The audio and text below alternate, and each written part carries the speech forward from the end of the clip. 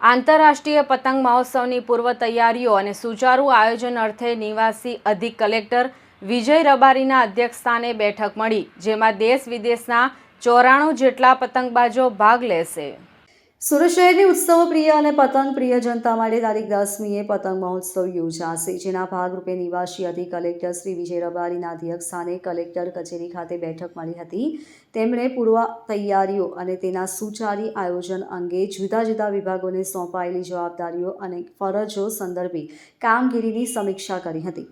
રાજ્ય પ્રવાસન વિભાગ અને જિલ્લા વહીવટી તંત્ર તેમજ મહાનગરપાલિકાના સંયુક્ત ઉપક્રમે આગામી તારીખ 10મી જાન્યુઆરીએ અડાજણ રિવરફ્રન્ટ બાજુના પ્લોટ જૂના અડાજણ રોડ ખાતે સવારે 8 વાગે યોજાનાર પતંગ મહોત્સવને સફળ બનાવવા તડામાર તૈયારીઓ શરૂ કરી દેવામાં આવી છે।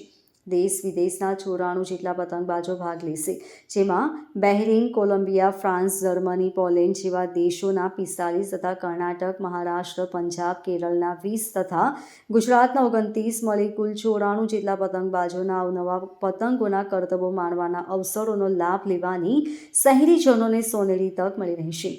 ગુજરાત સહિત દેશભરના વિવિધ રાજ્યો તેમજ દેશ વિદેશના પતંગબાજોની સાથે સુરત શહેરના રમતવીરો, વિદ્યાર્થીઓ પણ આ પ્રસંગે ખાસ ઉપસ્થિત રહી મહોત્સવમાં સહભાગી બનશે।